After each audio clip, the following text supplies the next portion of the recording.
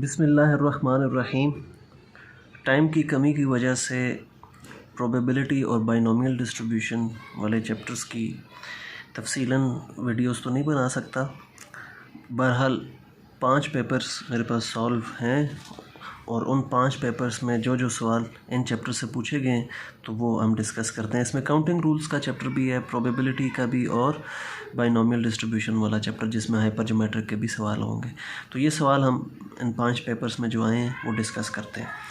अच्छा जी, write a set A containing all vowels in the word publication. ठीक है, एक ऐसा सेट लिखें जिसमें तमाम वॉवल्स हों। अच्छा, then find the probability of A, using the probability of A find the probability of consonants. ठीक है, तो वॉवल्स होते हैं ए, ई, आई, ओ, यू। ठीक है, तो पब्लिकेशन में जो वॉवल्स थे वो ये थे आई, ए, आई, ओ। ठीक है, अच्छा जी, फिर सैम्पल स्पेस में जो टोटल एलिमेंट्स हैं वो 11 हैं। पब्लिकेशन में 11 वर्ड्स हैं ना। ठीक है, फिर प्रोबेबिलिटी ऑफ ए ये आ गई, वॉवल्स की प्रोबेबिलिटी। ए कम्प्लीमेंट क्या होगा फिर, इसमें अगर 4 हैं तो उसमें 7 एलिमेंट्स होंगे। हम law of complementary events use करते हुए, ठीक है, ये प्रोबेबिलिटी ऐसे फाइंड कर सकते हैं जो कि 7/11 ही निकलेगी। ठीक हो गया। नेक्स्ट क्वेश्चन देखें जी, प्रोबेबिलिटी ऑफ ए दी है, probability of B, B given A, find probability of A given B. तो ए गिवन बी का अगर आप फार्मूला लिखें वो इक्वल होता है probability of A intersection B divided by probability of B. ठीक है, तो ए और बी की प्रोबेबिलिटी तो है लेकिन हमें ए इंटरसेक्शन बी की प्रोबेबिलिटी चाहिए। वो किससे मिलेगी, इसको जब हम ओपन करके सॉल्व करेंगे तो हमें ए इंटरसेक्शन बी की प्रोबेबिलिटी मिल जाएगी। जब वो मिल जाएगी तो फिर ये भी हम एवेलुएट कर सकेंगे। तो देखें यही काम इधर हुआ है, बी गिवन ए इस साइड पर देखिए इसके इक्वल होता है और ये हमने यहाँ से ए इंटरसेक्शन बी की प्रोबेबिलिटी फाइंड कर ली। आपकी जो मिराजुद्दीन मिर्ज़ा वाली बुक है उसमें ये क्वेश्चन मैंने देखा था गलत सॉल्व किया हुआ था और बच्चों ने वही गलत पेपर प्री बोर्ड के एग्ज़ाम में या उससे पहले एग्ज़ाम्स में कर दिया। तो सारे क्वेश्चन ठीक नहीं सॉल्व किए गए होते। आप इसको भी वेरीफाई ज़रूर कीजिएगा, जो मैं कर रहा हूँ कहीं गलती है तो उसको ऐसे ही रटे नहीं लगाने, समझ के क्वेश्चन तैयार करने हैं। अच्छा जी, यहाँ से ए इंटरसेक्शन बी की प्रोबेबिलिटी निकल आई। आगे देखिए जी, ए गिवन बी की प्रोबेबिलिटी का ये फार्मूला है, बस आप जस्ट वैल्यूज़ पुट करनी है और प्रैक्टिस लाजमी कीजिएगा ताकि आप सही आंसर तक पहुँचना सीख जाएँ। प्रैक्टिस नहीं करेंगे तो कोई फ़ायदा नहीं वीडियोस देखने का। इसी पेपर में देखिए जी, ये हाइपर ज्योमेट्रिक का सवाल पूछा गया। हाइपर ज्योमेट्रिक डिस्ट्रीब्यूशन में ये 3 पैरामीटर्स होते हैं। हमसे मीन पूछा गया है और वेरिएंस पूछा गया है हाइपर ज्योमेट्रिक डिस्ट्रीब्यूशन का। तो ये आपको पता होना चाहिए, मीन इसके इक्वल होता है n/k और कैपिटल N। ठीक है, तो ये वैल्यूज़ आपको दी गई हैं, आपने पुट करनी है। अच्छा जी, इसके बाद वेरिएंस के लिए देखिए जी, ये फार्मूला याद रख लें। ठीक है, ये फैक्टर तो आपको पता है, विदाउट रिप्लेसमेंट सैम्पलिंग में भी आप इस्तेमाल करते हैं।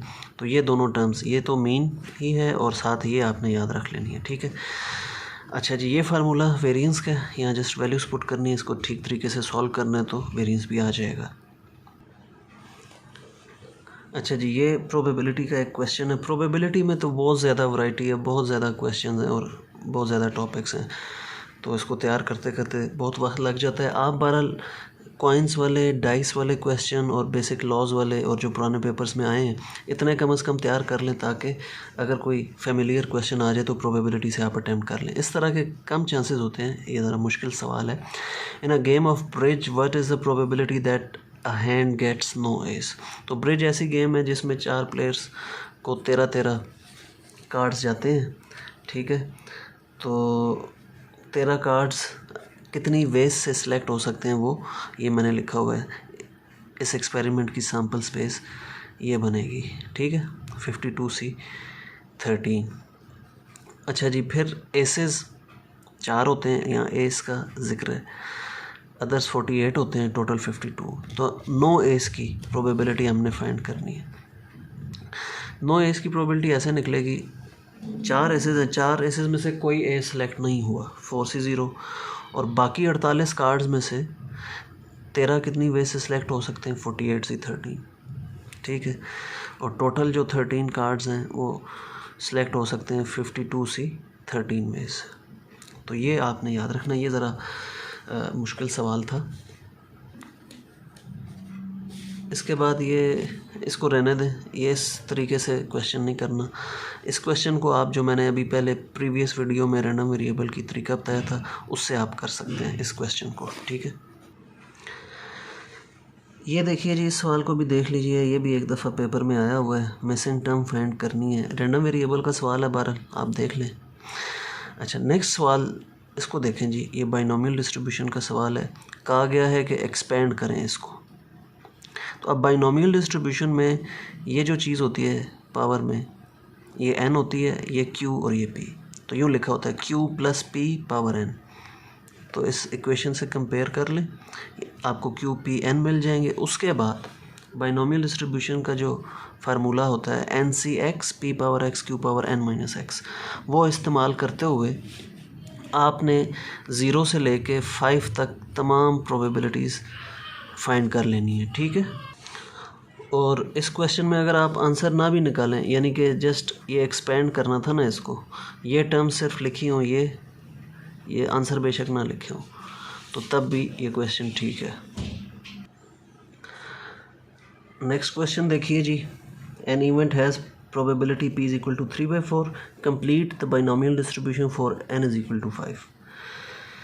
तो बाइनोमियल डिस्ट्रीब्यूशन में ये दो पैरामीटर्स होते हैं, एक n और दूसरा p। इस पे MCQs भी पूछे जा सकते हैं कि बाइनोमियल के कितने हैं। बाइनोमियल के 2 पैरामीटर्स होते हैं, हाइपरजोमेट्रिक के 3 होते हैं, ठीक है। तो n और p पता हो तो हम कोई भी प्रोबेबिलिटी फाइंड कर सकते हैं। अब उसने हमें कहा कंप्लीट करें डिस्ट्रीब्यूशन, तो इसका मतलब है हमें 0 से लेकर 5 तक सारी प्रोबेबिलिटीज़ फाइंड करनी है। ये ज़रा लंबा चौड़ा सवाल था, 3 नंबर में देना तो नहीं चाहिए। बहरहाल ये देखें जी, इस तरह आप पूरी डिस्ट्रीब्यूशन को कंप्लीट कर सकते हैं, जैसे मैंने इधर वैल्यूज़ पुट कर दी हैं। और अगर साथ आंसर लिख लें तो ठीक है, डिस्ट्रीब्यूशन कंप्लीट हो जाएगी। अच्छा जी, आगे देखिए ये सवाल।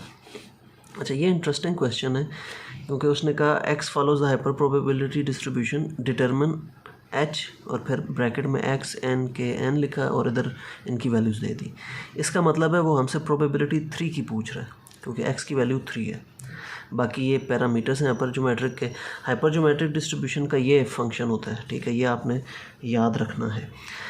इस फंक्शन की मदद से x = 3 की प्रोबेबिलिटी, तो यहाँ पर देखें सारी वैल्यूज़ पुट कर दी, k x n k n x, इनकी जगह वैल्यूज़ पुट कर दी, कैलकुलेटर पे इसको सॉल्व कर लिया और ये आंसर आ गया, ठीक है।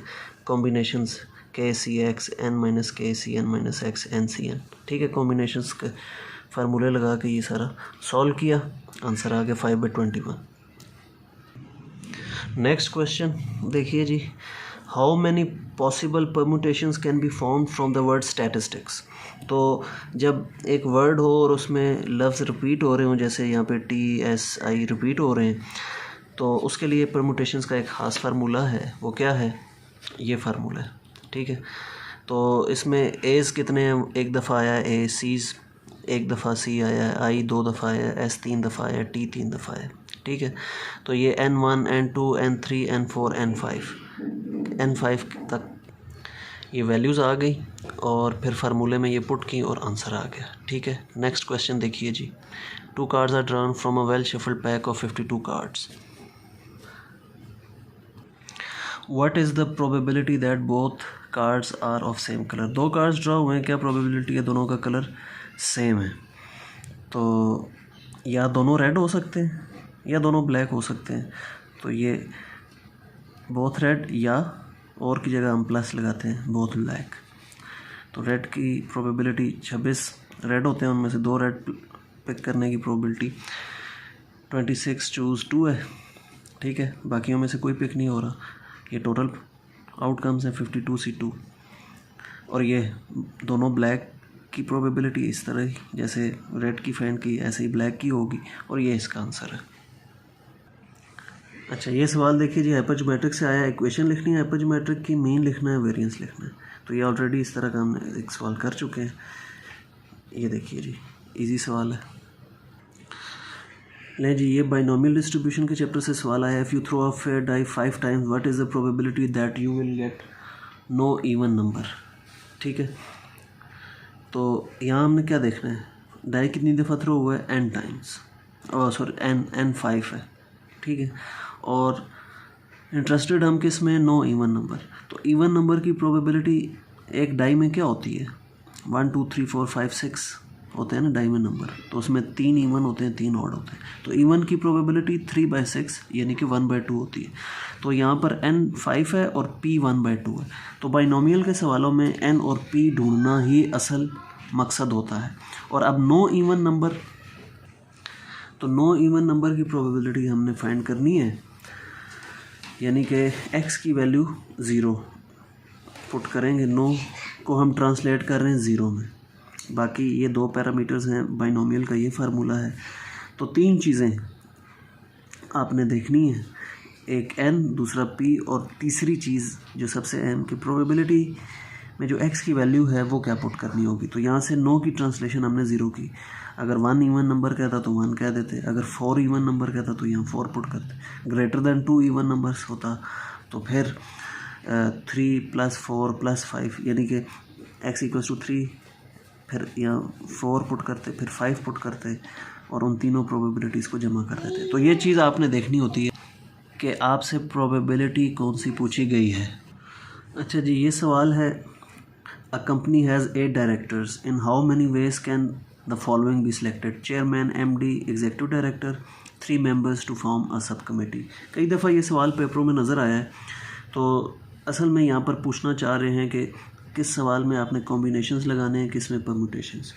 तो जब ये ओहदे दिए गए हों, जैसे यहाँ ओहदे दिए गए हैं, तो इनमें फिर जो है ना ऑर्डर मैटर करेगा, इसमें ऑर्डर मैटर नहीं करता।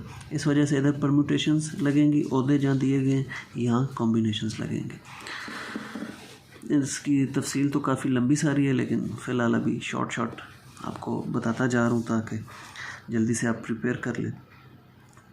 NPR, ये परम्यूटेशंस लगी हैं ए पार्ट में जहाँ ओहदे दिए गए थे, और इधर जस्ट 3 मेंबर्स की कमेटी है, उनके कोई ओहदे नहीं है, तो यहाँ कॉम्बिनेशंस लगे, ऑर्डर मैटर नहीं कर रहा। ठीक हो गया। नेक्स्ट क्वेश्चन देखिए, इस तरह के सवाल भी अक्सर आ जाते हैं जहाँ आपको इस तरह प्रोबेबिलिटीज़ दी जाती हैं सर्टन, और कुछ पूछ ली जाती हैं। तो ये प्रोबेबिलिटीज़ दी हुई हैं, बी की प्रोबेबिलिटी पूछी है, तो इसको कैसे लेके चलें ये देख लें जी।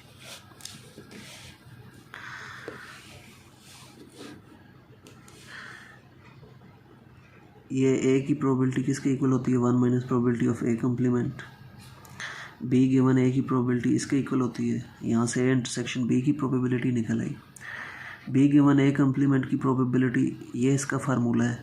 ठीक है, यहाँ वैल्यूज़ पुट की, यहाँ से ये प्रोबेबिलिटी निकल आई।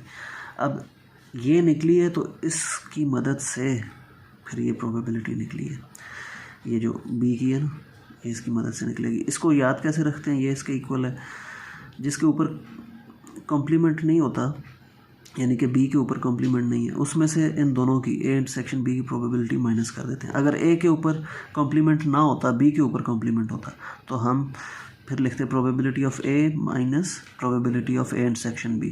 ठीक हो गया।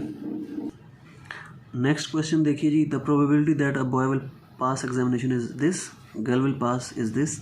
गर्ल और बॉय के पास करने की प्रोबेबिलिटी दी गई है, और प्रोबेबिलिटी हमसे पूछी क्या गई है, at least 1 of them pass the examination. तो जब एटलीस्ट का लफ्ज़ आ जाए तो आपने, और 2 बंदों की बात की गई हो या 2 इवेंट्स की बात की गई हो, तो एटलीस्ट 1 ऑफ देम अकर्स, इस तरह की प्रोबेबिलिटी पूछी जाए तो आप इसकी ट्रांसलेशन यूँ किया करें, ए यूनियन बी या boy union girl, boy passes union girl passes. और ये फार्मूला है जनाब इसका। ठीक है, ये आपको पता है नॉट म्यूचुअली एक्सक्लूसिव इवेंट्स का ये फार्मूला है। ठीक है, ए की प्रोबेबिलिटी ये पुट की, बी की ये पुट की, और ये बी और जी की प्रोबेबिलिटी को मल्टीप्लाई करके ये प्रोबेबिलिटी हमने फाइंड कर ली, ये इंटरसेक्शन की ये वाली। ठीक है, ये पुट की और आंसर आ गया। ठीक हो गया। तो ये वीडियो से जो सवाल हैं तैयार करें, फिर मैं नेक्स्ट वीडियो में आखिरी वीडियो होगी वो, उसमें आपको चंद अहम बातें बताऊंगा और कुछ मज़ीद क्वेश्चंस कराऊंगा। अल्लाह हाफ़िज़।